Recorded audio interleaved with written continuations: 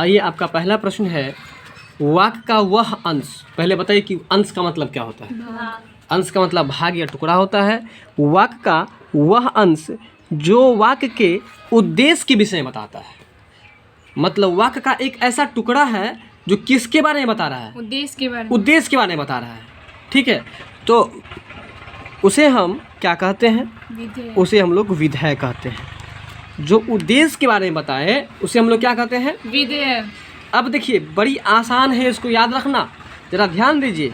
उद्देश्य में जो ये दो आप देख रहे हैं ना, ये थोड़ा सा धौ के जैसे भी नजर आ रहा है कि नहीं। इसलिए याद रखिए कि जब उद्देश्य के विषय में बताए, किसके विषय में बताए, उद्देश्य के विषय जब में। उद्देश्य, तो उसको उद्देश्य को क्या सोच लीजिएगा मन में, उद्देश्य। क्या सोच लीजिएगा, उद्देश्य। तो जब उद्देश्य के बारे में बताए तो उद्देश्य बोले थे ना, तो उद्देश्य से याद कर लीजिए विधेय। उद्देश्य से याद कर लीजिए विधेय। यानी कि वाक्य का वह अंश जो उद्देश्य के विषय में बताए उसे हम लोग क्या कहते हैं, विधेय। उसे हम लोग विधेय कहते हैं। तो इस चीज़ को आपको याद रखना पड़ेगा।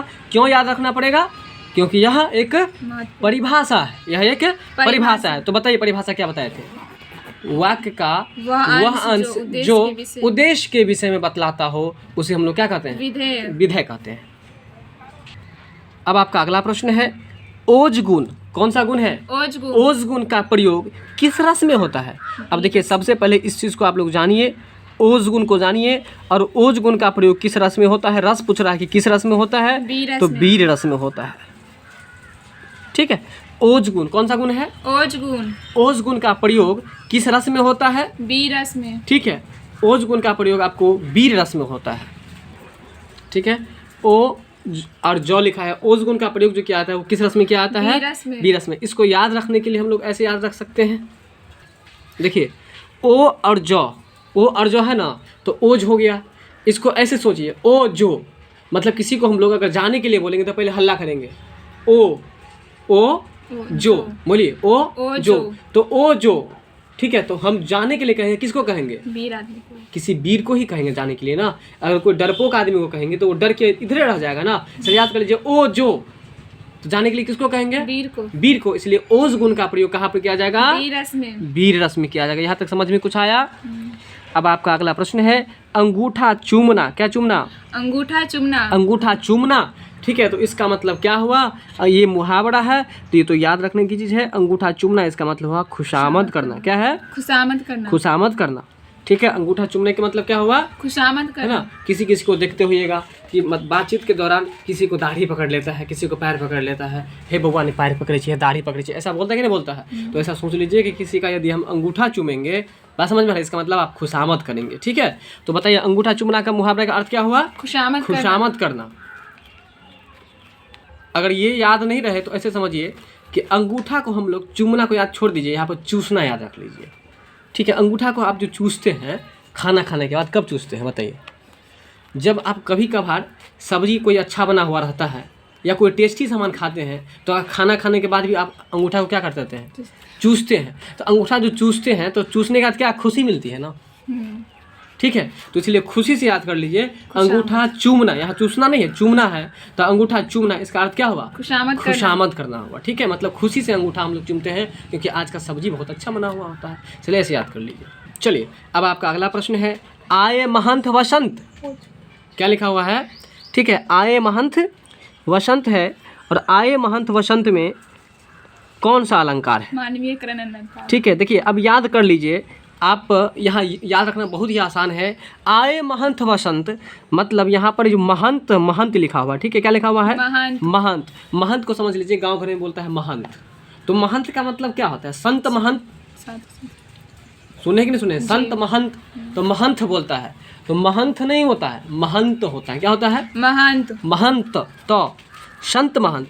तो आए महंत वसंत, इसमें कर रहा है कौन सा अलंकार था, आप खुद सोचिए कि महंत कौन बनेगा, संत कौन बनता है, मानव ही बनता है ना, कि जानवर बनता है, मानव बनता है। तो महंत कौन बनेगा, मानव ही बनेगा। इसलिए याद कर लीजिए, आए महंत वसंत, इसमें कौन सा अलंकार है, मानवीकरण अलंकार, मानवीकरण, मानव बनेगा, इसलिए मानवीकरण अलंकार। बात समझ में कुछ आ रहा है कि नहीं आ रहा है। अब आपका अगले प्रश्न है, फूले हैं कुमुद, फूली मालती, शघन बन, फूली रहे तारे, मानो मोती। और तो बताएंगे एक बार पुनः इस चीज़ को पढ़िए, फूले हैं कुमुद फूली मालती सघन बन, फूली रहे तारे मानो मोती और नगन।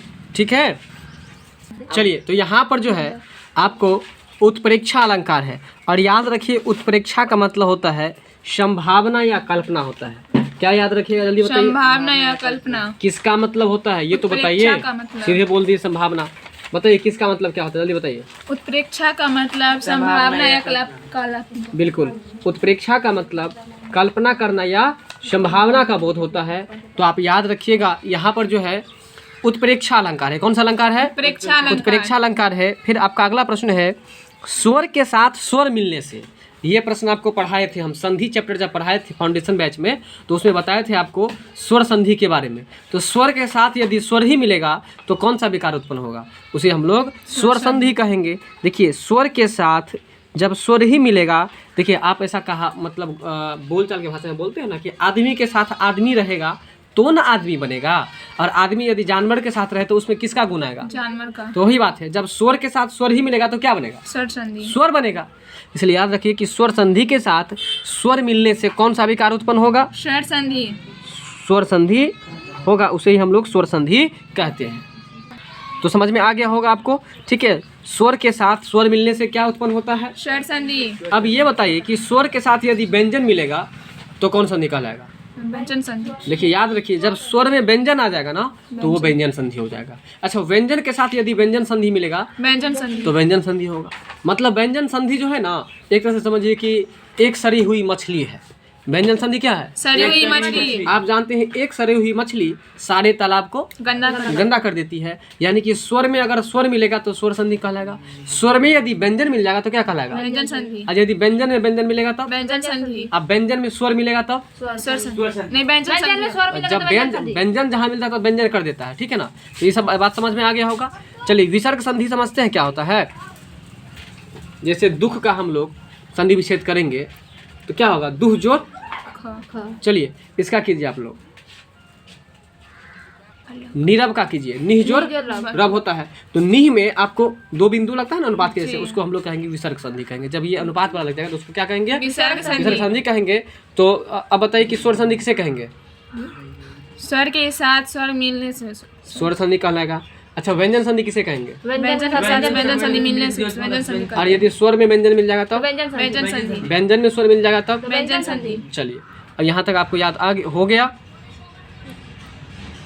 चलिए, सीता की छोटी बहन रीता कल आई थी। प्रश्न क्या है जरा बोलिएगा। सीता की छोटी बहन रीता कल आई थी। सीता की छोटी बहन रीता कल आई थी। रेखांकित शब्द का कौन सा पदबंध है? अब देखिए रेखांकित शब्द समझिए। रेखांकित का मतलब क्या होता है? रेखांकित का मतलब समझ लीजिए। पहले रेखांकित का संधि विच्छेद समझिए। रेखांकित का मतलब होता है रेखा जोड़ अंकित होता है। क्या होता है? रेखा जोड़ अंकित होता है। तो रेखा से अंकित, अंकित का मतलब होता है जिसके नीचे अंडरलाइन किया गया हो। रेखांकित का मतलब क्या होता है? इसके नीचे अंडरलाइन किया। देखिए ये एक रेखा है कि नहीं है, तो ये रेखांकित हो गया। तो सीता की छोटी बहन रीता कल आई थी, मतलब ये रेखांकित भाग है। तो सीता की छोटी बहन रीता कल आई थी, तो ये फोकस किस पे पड़ रहा है? भाई यहाँ तो सीता भी नाम है और रीता भी नाम है, लेकिन फोकस किस पे पड़ रहा है? अंडरलाइन पर अंकित। ये रीता पड़ रहा है ना कि सीता की बहन रीता कल आई थी, मतलब किसके बारे में बात हो रहा है? रीता के बारे में बात हो रहा है ना। इसलिए रीता क्या है? संज्ञा की सर्वनाम की विशेषण क्या है? संज्ञा है ना, इसलिए यहाँ पर होगी आपको संज्ञा पदबंध। बात कुछ समझ में आया कि नहीं आया? सीता की बहन रीता कल आई थी, तो यहाँ पर जो है सो कौन सा पदबंध होगा? संज्ञा पदबंध होगा। ठीक है, आपकी वह किताब कहाँ है? जरा ध्यान दीजिए, प्रश्न में क्या है? आपकी वह किताब कहाँ है जो आप कल लाए थे? किस वाक्य का उदाहरण है? तो ये मिश्र वाक्य का उदाहरण है। यहाँ पर आपको जरा ध्यान दीजिए। चलिए, आपकी वह किताब कहाँ है जो आप कल लाए थे, किस वाक्य का उदाहरण है? यानी कि ऑप्शन ए में सरल वाक्य है, बी में मिश्र वाक्य है, सी में संयुक्त है, डी में इनमें से कोई नहीं है। अब इसको ज़रा समझिए कि यह मिश्र वाक्य इसका आंसर है, लेकिन किस तरह से है। मिश्र वाक्य का मतलब जब वाक्य में एक साधारण वाक्य हो और दूसरा वाक्य मतलब दूसरा काम आप ही के द्वारा किया जा रहा हो। जैसे कि आप कल आए थे, एक काम हुआ, ये साधारण वाक्य हो गया, है ना। आप वह किताब आपकी वह किताब कहाँ है। ये एक सिंपल वाक्य हुआ, ये साधारण वाक्य हुआ। और कहता है जो आप कल लाए थे, मतलब आपके द्वारा वो किताब लाया गया। तो यहाँ पर दो काम हो गया ना, एक काम हुआ उसको आपकी वह किताब कहाँ है, एक किताब के बारे में, दूसरा कि आप कल आए थे। यहाँ दो काम है, इसलिए यहाँ पर कौन सा वाक्य है, मिश्र वाक्य, याद रखिएगा। अब आपका अगला प्रश्न है, चलिए तो देखिए कुछ प्रश्न ऐसे आएंगे आपको एग्जाम में जिसमें कि कॉन्सेप्ट नहीं होगा, उसको रटना होगा। तो इसलिए यहाँ पर आप देख लीजिए, ये सेंटेंस आम भाषा में आप इसको याद रख सकते हैं। किसी को यदि बहुत देर तक सोया हुआ देखते हैं तो यह उसको कहेंगे कि सूरज निकल गया है, सूरज निकल गया है। तो यहाँ पर सूरज निकलने का मतलब क्या हो रहा है, सूरज निकलने से यदि भी छामिन छोड़ने का अर्थ निकलता है तो यह अर्थ क्या है, तो ये व्यंजक है। ये अर्थ क्या है, तो ये व्यंजक है। इसको आप थोड़ा माइंड में सेट रखिएगा, ठीक है। क्रांतिकारियों ने अंग्रेजों को खूब नाको चने चबाए। देखिए अब यहाँ पर ये बात जो है ये सब फालतू है, ठीक है। मुख्य रूप क्या है यहाँ पर, नाको चने चबाना। क्या है, नाको चने चबाना। बस इतना ही आप लोग याद कीजिएगा और इतना ही को आप लोग इनसर्कल कर दीजिएगा। इनसर्कल मतलब घेरा में लगा दीजिएगा। तो यहाँ पर लिख दिया कि वाक्य में नाको चने चबाए, इसका मतलब क्या हुआ, बहुत परेशान, ये मुहावरा है। नाको चने चबाना का मतलब बहुत परेशान करना है ना, नाको चने चबाना का मतलब हो गया आपको बहुत परेशान करना। तो बस आप लोग इतना ही बात याद रखिएगा कि नाको चने चबाए, इसका मतलब क्या हुआ, बहुत परेशान करना। इतना ही आप लोग को याद रखना है। बाकी जो बाकी चीज है ना, बाकी को क्या कर दीजिएगा, बाकी को कट कर दीजिएगा आप लोग, ठीक है। नाको चने चबाना का मतलब बहुत परेशान करना, बताइए, अंगूठा को चूमना, खुशामद करना, ठीक है। आय मंत महंत वसंत, मानवीकरण अलंकार है। शाब्दी व्यंजना किसके भेद के अंतर्गत आता है। देखिए शाब्दी व्यंजना क्या लिखा हुआ है, शाब्दी व्यंजना को आप लोग क्या कर लीजिएगा, इनसर्कल कर लीजिएगा, मतलब घेर लीजिएगा। शाब्दी व्यंजना किसके भेद के अंतर्गत आते हैं, तो देखिए व्यंजना इसमें भी लगा हुआ है और इसमें भी लगा हुआ है। चलिए याद कर लीजिए कि शाब्दी व्यंजना किसके भेद के अंतर्गत आता है, यानी कि व्यंजना का एक भेद है। तो व्यंजना का कौन सा भेद है बताइए, शाब्दी व्यंजना, ठीक है। तो इस प्रश्न में एक जानकारी और आप लोग लीजिए कि व्यंजना के दो भेद होते हैं, एक होता है शाब्दी व्यंजना और दूसरा होता है अर्थी व्यंजना। क्या होता है, अर्थी व्यंजना, शाब्दी व्यंजना और अर्थी व्यंजना। फिर से बताइए क्या होता है, शाब्दी व्यंजना, अर्थी व्यंजना, आर्थी, शाब्दी व्यंजना और आर्थी व्यंजना। हम यहाँ पर लिख देते हैं, आपको याद रखिएगा, आर्थी, ठीक है। शाब्दी व्यंजना किसके भेद के अंतर्गत आता है, व्यंजना के भेद के, यानी कि अभी हम लोग किसके भेद पढ़ रहे हैं, व्यंजना के भेद पढ़ रहे हैं। प्रश्न को समझिए, किसके भेद पढ़ रहे हैं, व्यंजना के भेद को पढ़ रहे हैं। और व्यंजना के कितने भेद के बारे में बताया अभी, कौन कौन सा भेद है, शाब्दी व्यंजना और अर्थी व्यंजना, अर्थी नहीं आर्थी, ठीक है। शाब्दी व्यंजना और आर्थी व्यंजना, यह किसके भेद हैं, व्यंजना के भेद हैं, ठीक है। अब आपका अगला प्रश्न है, जब से है आंख लगी तब से न आंख लगी। यहाँ पर देखिए पहला बात, यहाँ पर आप एक बात याद रखिएगा, जब भी प्रश्न में नहीं का बोध हो, किसका बोध हो, नहीं होने का बोध हो, या कोई उल्टा काम करने का बोध हो, उस समय आप लोग जो है सो विरोधाभास मारिएगा। जैसे कि अभी हम दिल्ली के लिए गाड़ी पकड़ने वाले थे, है ना, लेकिन ट्रेन छूट गई, तो आपके विरोध में वो काम हो गया ना कि ट्रेन छूट गया।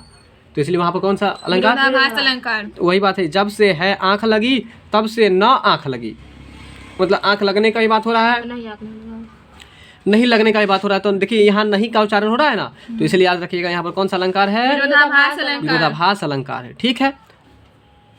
चलिए गद्यांश को पढ़कर जरा इस बात को आप लोग ध्यान दीजिए, प्रश्न रहता है बहुत हल्का, लेकिन बच्चे गद्यांश को पढ़ने लगते हैं, समय को बर्बाद कर लेते हैं। देख लिए गद्यांश का मतलब क्या होता है, गद्य का अंश, गद्य मतलब कहानी, और कहानी का जो छोटा सा टुकड़ा होता है ना उसको बुलाता है गद्यांश।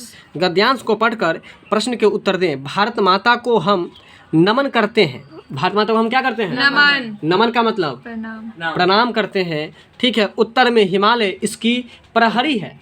देखिए कहता है कि ये जो भारत माता है तो उत्तर में जो हिमालय है वो इनकी प्रहरी है। यहाँ पर प्रहरी को आप लोग घेर करके लिख लीजिए, प्रहरी का मतलब होता है पहरेदार। क्या होता है, पहरेदार, ठीक है। तो प्रहरी का मतलब पहरेदार होता है। फिर लिखा है कि दक्षिण में हिंद महासागर। देखिए यहाँ पर दो चार बात सीखने को मिलता है। भारत की चौहद्दी यदि आपसे पूछ दे तो क्या बताते हैं आप, बताइए। उत्तर में हिमालय कहते हैं, दक्षिण में क्या कहते हैं, देखिए यहाँ पर दक्षिण में क्या कहते हैं, देखिए यहाँ पर लिखा है दक्षिण में है आपको हिंद महासागर है, ठीक है। और वह कहता है कि वह उसके चरण पखारते हैं। देखिए कितना अच्छा बात बता रहे हैं कि उत्तर में क्या है, हिंद महासागर। देखिए जरा ध्यान दीजिए मेरी बातों पर, उत्तर में क्या है, सभी लोग ध्यान दीजिए, उत्तर में क्या है, हिमालय। अब हिमालय कितना ऊंचा है, पहले के राजा महाराजा डर से क्या करते थे, अपने राज्य में किला बना देते थे, अपने सीमा पर, अपने बॉर्डर पर क्या बना देते थे, किला समझते हैं ना, बहुत बड़ा दीवार टाइप का जो होता है ना, जैसे वहाँ है ना, हाँ ठीक है। तो उसी तरह से आपको जो है सो ये किला बना देते थे ताकि आपके राज्य में जो है सो दूसरा आदमी आकर के आक्रमण नहीं कर दे। ठीक उसी तरह से कहते हैं कि भारत माता के जो उत्तर में है हिमालय, वो हिमालय इतना ऊंचा है कि भारत माता को क्या करता है, प्रहरी का काम करता है। मतलब वह जैसे पहरेदार गेट पर रहता है, किसी को बिना पूछे एंट्री नहीं लेने देता है, ठीक उसी तरह से ये जो हिमालय है वह भारत माता का क्या है, पहरेदार है, चौकीदार है ना। वह उनकी रक्षा करता है। किनका रक्षा करता है, हिमालय का, भारत माता का। ये किसका प्रहरी है, किसका पहरेदार है, भारत माता का। दक्षिण में है हिंद महासागर, दक्षिण में क्या है, हिंद महासागर। अब ये जो हिंद महासागर, सागर का मतलब क्या होता है, समुद्र होता है। तो दक्षिण में जो हिंद महासागर है वह सागर अपने पानी से भारत माता के पाँव को, भारत माता के चरण को क्या करती है, पखारता है। ठीक है, फिर आगे देख लीजिए, पश्चिम में है कच्छ की खाड़ी, पश्चिम में क्या है, कच्छ की खाड़ी, कच्छ की खाड़ी है। और पूरब में आपको है बांग्लादेश, पूरब में क्या है, बांग्लादेश है। ठीक है, तो फटाफट से पहले एक प्रश्न बता दीजिए कि बांग्लादेश की राजधानी कहाँ है, बांग्लादेश की राजधानी ढाका है। बांग्लादेश की राजधानी कहाँ है, ढाका। और यहाँ की मुद्रा का नाम क्या है, टाका है। बात समझ में आ रहा है। चलिए, तो ये गंगा, यमुना, नर्मदा, ताप्ती, कृष्णा, गोदावरी, ब्रह्मपुत्र आदि नदियाँ भारत की मैदानी क्षेत्रों की शोभा बढ़ाती है। ये भारत में जो नदी सब है वह अपने भारत की क्या बढ़ाती है, शोभा बढ़ाती है। ठीक है, खेतों में लहराती फसलें, बागों में पके फलों की बहार। बहार का मतलब बताइए आप लोग,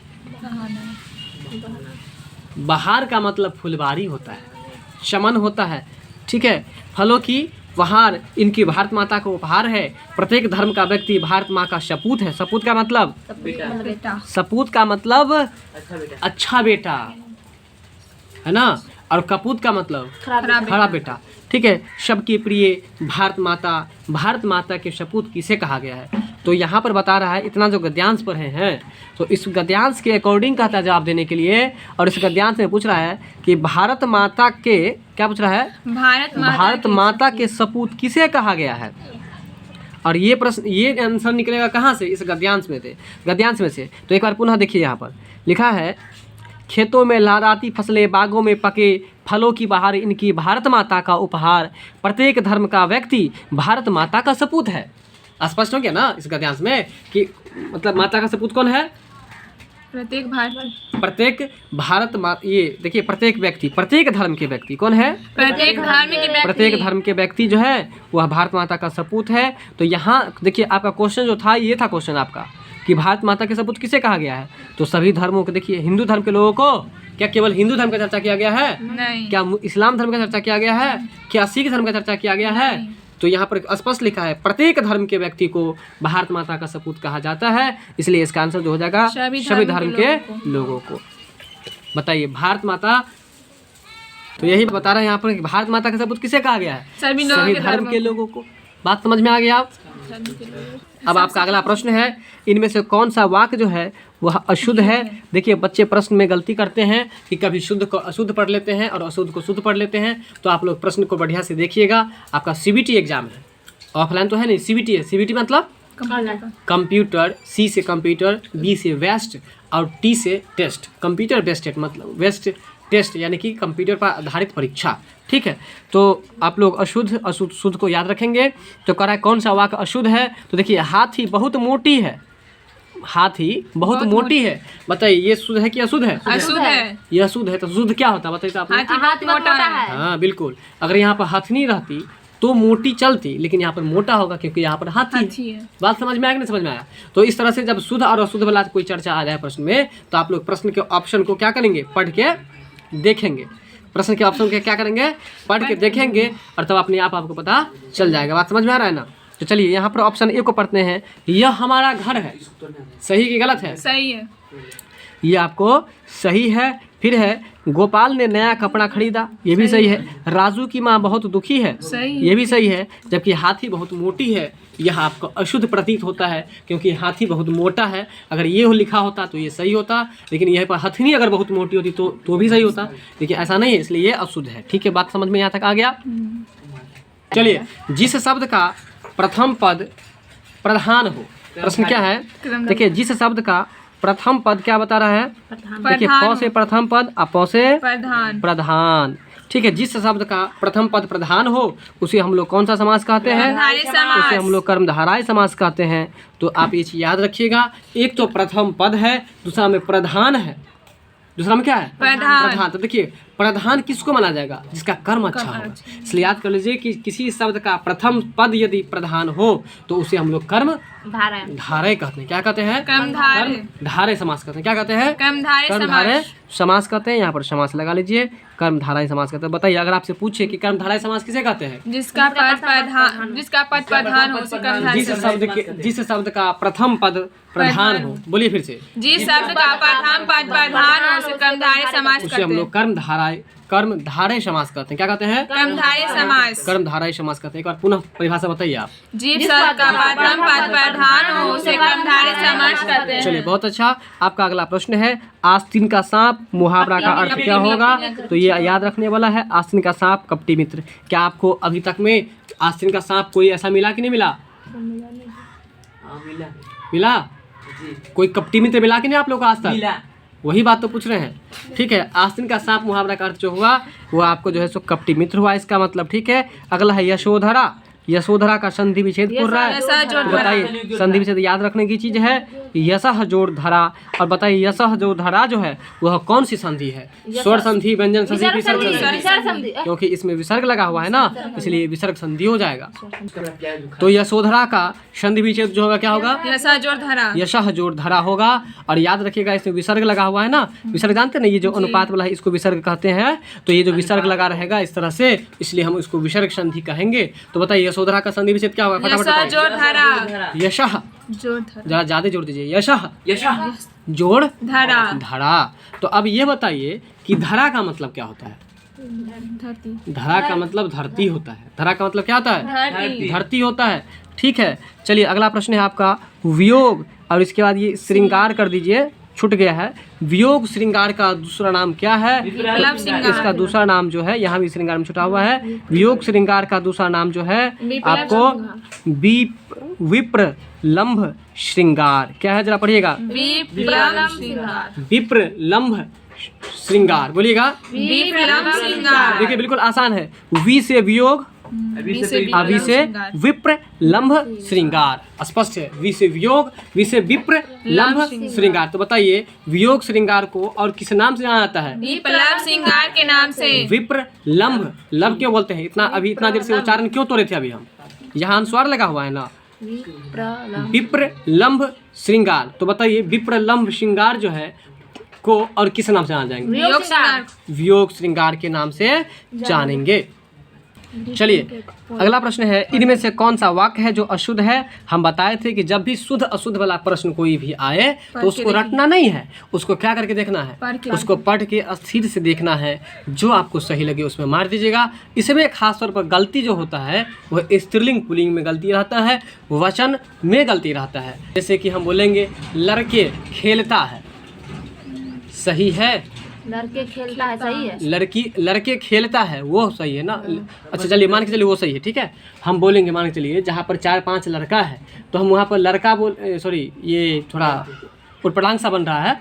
ठीक है, यहाँ पर आप प्रश्न को अभी इसको समझिए, फिर हम बताएंगे आपको। लेकिन खासतौर पर इसमें वचन का और लिंग का ही गड़बड़ी रहता है। किसका गड़बड़ी रहता है? वचन और लिंग का। हाँ, वचन और लिंग का ही गड़बड़ी रहता है। तो जरा देखिए, यहाँ अशुद्ध और शुद्ध पूछ रहा है ना, तो शुद्ध और शुद्ध कैसे बनाते हैं हम लोग, पढ़ के देखते हैं।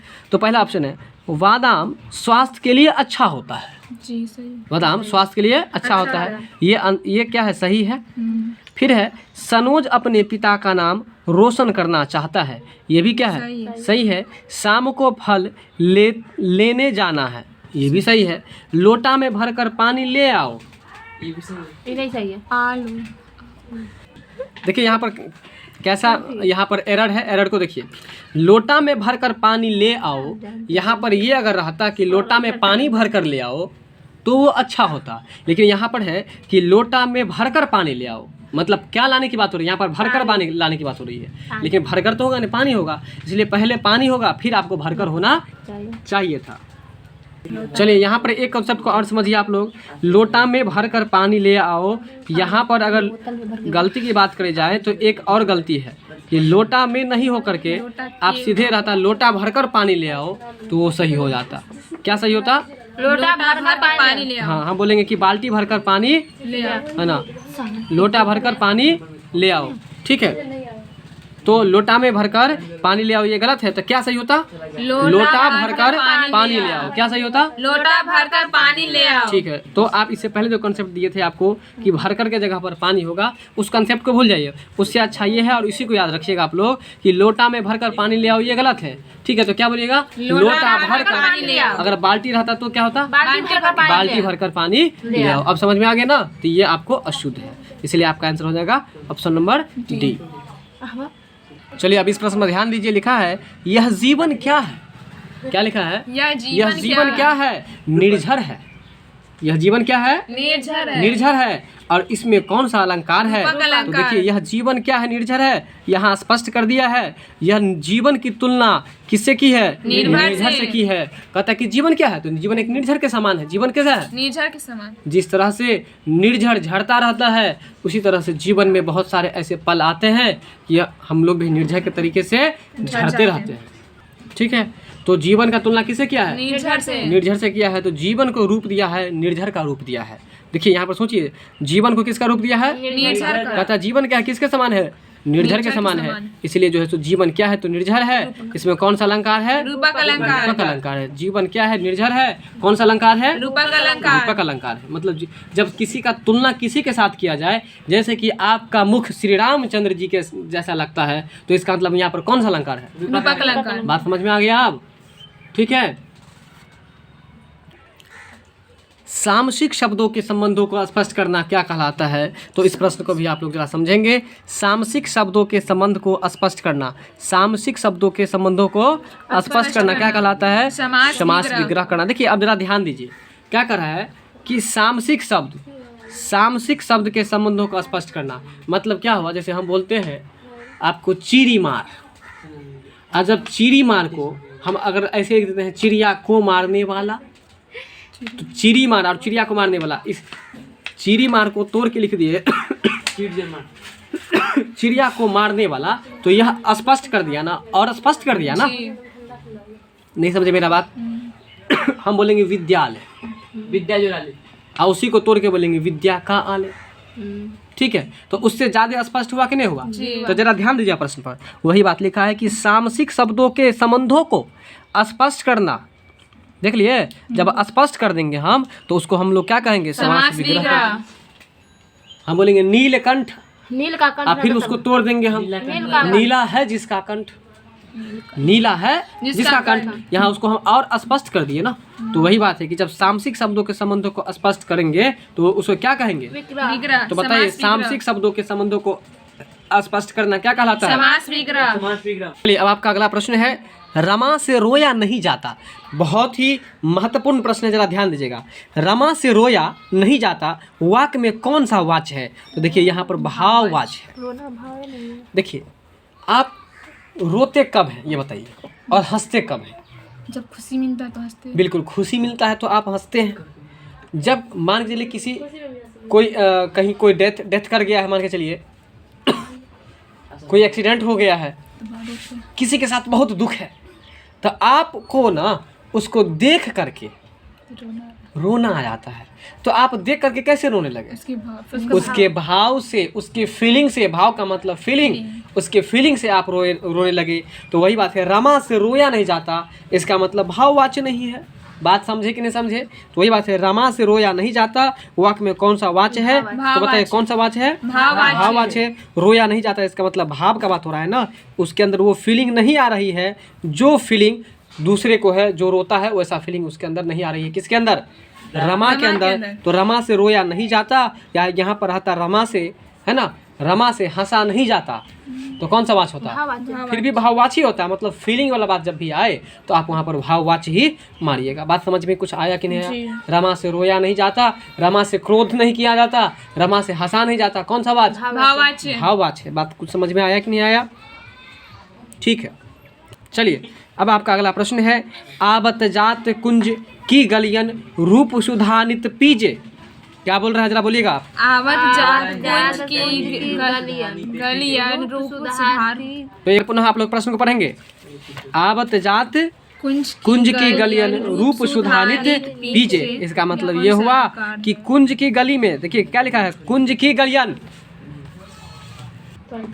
है ना। आवत जात कुंज की गलियन, यानी कि कुंज की गली में आते हैं, कौन आते हैं भाई? तो कुंज की गली में आते हैं आपको गोपिकाओं। कौन आते हैं? गोपिकाओं आते हैं। और वो जो गोपिकाओं आते हैं और रोज जो है सुधा नित, नित का मतलब रोज, सुधा पीते हैं। क्या पीते हैं? सुधा। सुधा मतलब, सुधा मतलब होता है अमृत। क्या होता है? अमृत, है ना। तो सुधा पीते हैं ठीक है। तो यहाँ पर जो है आप जरा ध्यान दीजिए, कुंज की गलियन रूप, देखिए वैसे भी यहाँ पर लगा हुआ है रूप, लगा हुआ है ना, इसलिए रूप से याद कर लीजिए, रूपक अलंकार। आवत जात कुंज की गलियन रूप सुधानित पीजे, इसमें कौन सा अलंकार है? रूपक अलंकार है। ठीक है, बात कुछ समझ में आया यहाँ तक कि नहीं आया? अब है कौन सा वाक्य अशुद्ध है, कौन सा वाक्य शुद्ध है। देखिए पहले हम लोग अशुद्ध वाला पढ़ रहे थे, अब इसके बाद हम लोग शुद्ध वाला पढ़ेंगे। ठीक है, पहला ऑप्शन है आपका, आपका कलेजा में साहस नहीं है। अब जरा बोल के देखिए, इसे बोल के देखना होगा, इसके बाद होगा आपके रहता तो शायद अच्छा हो रहता, यहाँ पर ठीक रहता। ठीक है, ये लेकिन यहाँ पर आपका कलेजा में लिखा हुआ है। हम बोलेंगे है ना कि आपके पैरों में जान नहीं है, हम बोलेंगे आपका पैरों में जान नहीं है। लग रहा है ना गलती है, तो यहाँ पर गलती किसका लग रहा है? आपका के जगह पर क्या होता है? आपके होता। अब आपका अगला ऑप्शन पढ़ेंगे आप लोग।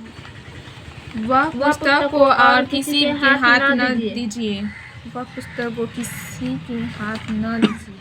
वह पुस्तक को और किसी के हाथ ना दीजिए, है ना। वह पुस्तक को और किसी के हाथ ना दीजिए, या यहाँ पर यह रहता कि वह उस पुस्तक को रहता तो सही होता, लेकिन क्या लिखा है? वह पुस्तक को, यहाँ रहता ना उस पुस्तक को किसी और के हाथ नहीं दीजिए, लेकिन यहाँ पर क्या लिख दिया है? वह पुस्तक। तो यहाँ पर ये गड़बड़ी लग रहा है।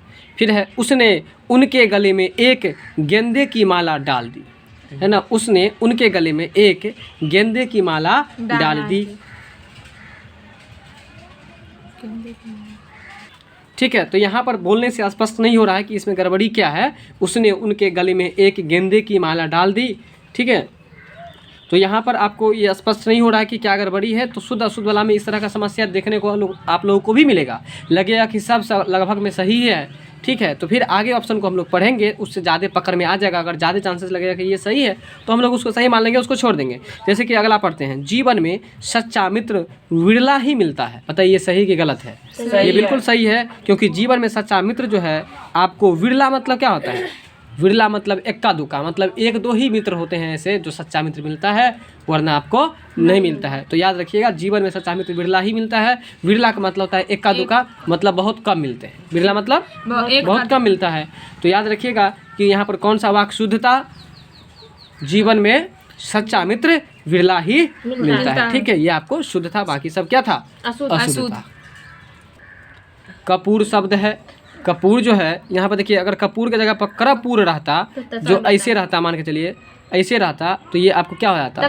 तत्सम हो जाता। ये रेप रहता तो, है ना, ये अगर इस तरह से ऊपर में रेप रहता तो ये क्या हो जाता? तत्सम हो जाता। लेकिन यहाँ पर क्या है? रेप हट गया तो कपूर जो है तत्सम का बिगड़ा हुआ रूप है ना, इसलिए उसको हम तद्भव कहते हैं। अगर आपसे पूछ दे कि तद्भव किसे कहते हैं, तो तत्सम के बिगड़े हुए रूप को हम लोग तद्भव कहते हैं। ठीक है, और कपूर जो है वो कौन सा शब्द है? तद्भव है। बात समझ में आया?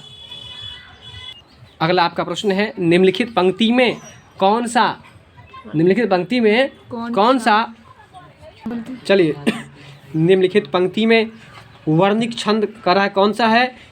पूछे बिन को कहू, काहू सो न बात करे, है ना। कितना अच्छा लाइन है, देख लीजिए। पूछे बिन को कहू, है ना, पूछे बिन को कहूँ, काहू सो न बात करे, हैं देवता से बैठे सब साधी साधी मौन है। कहने का मतलब कि बिना पूछे कोई नहीं कुछ कहता है ना। पूछे बिन को काहू, है ना, बिना पूछे कोई नहीं कहता है। काहू सौ न बात करे, मतलब किसी से बात भी नहीं करता है। देवता जैसे बैठे हुए हैं, साध साध के और मौन बैठे हुए हैं। तो मौन का मतलब क्या होता है बताइए आप लोग। मौन का मतलब चुपचाप बैठना। मौन का मतलब नहीं, मौन का मतलब सिर्फ केवल चुपचाप। मौन का मतलब चुपचाप, ठीक है। चलिए, तो यहाँ पर ये आपको क्या है, ये आपको है चौपाई। ये क्या है? चौपाई है। इस तरह से जब भी दे दे आपको, या हनुमान चालीसा कोई श्लोक दे दे, दुर्गा चालीसा का कोई श्लोक दे दे, तो आप समझ लीजिए कि वो क्या होगा? चौपाई होगा, ठीक है, याद रखिएगा। और उसमें आप लोग चौपाई मान लीजिएगा। अब यहाँ पर जरा एक चीज़ जानकारी आप लोग ले लीजिए। चौपाई जो होते हैं, क्या होते हैं?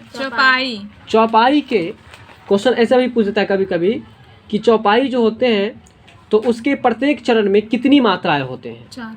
ठीक है, चौपाई के प्रत्येक चरण में कितनी मात्राएं होते हैं? तो इसके प्रत्येक चरण में जो है आपको 16 मात्राएं होते हैं। कितनी मात्राएं होते हैं?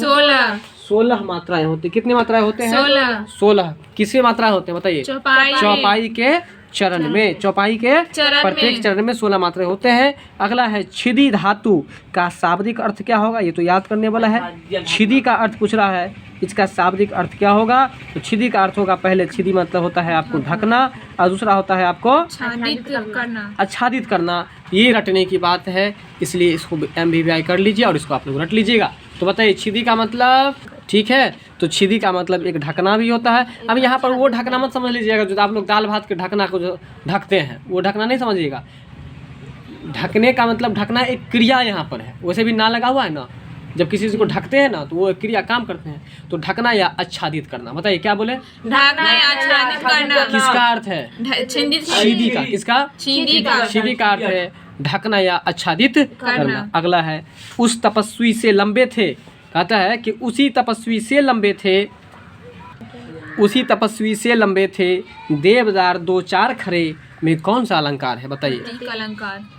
तो यहाँ पर आपको प्रतीप इसका आंसर हो जाएगा, यानी कि प्रतीप अलंकार है। तो आप लोग बोलेंगे कि उसी तपस्वी से लंबे थे देवदार 2 4 खरे। तो इस प्रश्न से पहले 1-2 ज्ञान लीजिए आप लोग, ठीक है। तपस्वी का मतलब क्या होता है बताइए? तपस्या करने वाले व्यक्ति को तपस्वी कहा जाता है। और देवदार क्या है बताइए आप लोग? देवदार एक वृक्ष का नाम है। देवदार क्या है? वृक्ष का नाम है, याद रखिएगा। देवदार क्या है? एक वृक्ष है। तो उसी तपस्वी से लंबे थे देवदार 2 4 खरे, कौन सा अलंकार है? तो प्रतीप अलंकार है, ठीक है। इसको आप लोग याद रखिएगा, ठीक है। अगला प्रश्न है आपका, चलिए। मन जीते मन हार कर, है ना, मन हारे मन जीत, सकल अनूठी रीत है, फिर भी करते प्रीत। जरा समझिए, लाइन बहुत अच्छा है, लाइन को जरा समझिएगा। मन जीते मन हार कर, मन जीते मन हार कर, मन हारे मन जीत, शकील अनूठी रीत है। रीत मतलब रीति रिवाज नियम। शकील अनूठी रीत है, फिर भी करते प्रीत, यानी प्रीत के बारे में बता रहा है। प्रीत का मतलब आप लोग क्या होता है बताइए? प्रीत का मतलब प्रेम, लव, जिसको हम लोग बोलते हैं। तो वही कहता है कि मन जीते मन हार कर, मन हारे मन जीत, शकील अनूठी रीत है, फिर भी करते प्रीत। प्रीत के बारे में बताया जा रहा है। और यहाँ पर कौन सा अलंकार है? तो यहाँ पर आपको देखिए, यहाँ पर जरा विरोधाभास, जैसे कि हम बताएंगे एक सेंटेंस पर जरा ध्यान दीजिए।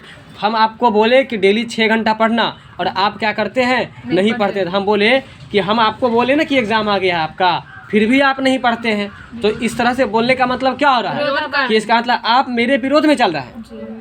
हम आपको बोले थे ना कि बाइक से नहीं जाने के लिए, फिर भी आप साइकिल से चले गए, फिर भी आप बाइक से चले गए। तो ये फिर भी लगने से क्या अनुभव हो रहा है आपको? आपके विरोध में गया।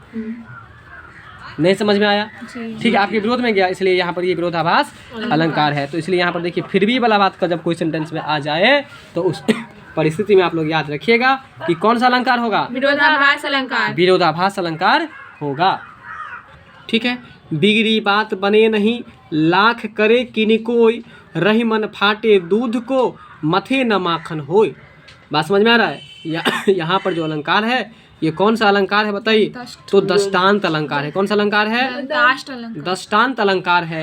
ठीक है, तो अभी तक हमको लगता है कि विरोधाभास आप लगभग में पकड़ लेंगे, है ना। यहाँ इसका आंसर है आपको दृष्टांत। और अतिशयोक्ति भी बहुत हल्का है। अतिशयोक्ति का मतलब ही होता है जब बढ़ा चढ़ाकर बोला जाए, जब बढ़ा चढ़ाकर बोला जाए। मान के चलिए कि कोई व्यक्ति है, वो आपको मुंबई में, है ना, किसी किचन में काम करता है और वो बोल दे कि मुंबई के हम क्या हैं, सेठ हैं, तो ये क्या हो गया? बढ़ा चढ़ाकर बोल दिया ना। तो इसीलिए जब इस परिस्थिति में आ जाए तो उसको अतिशयोक्ति अलंकार कहेंगे।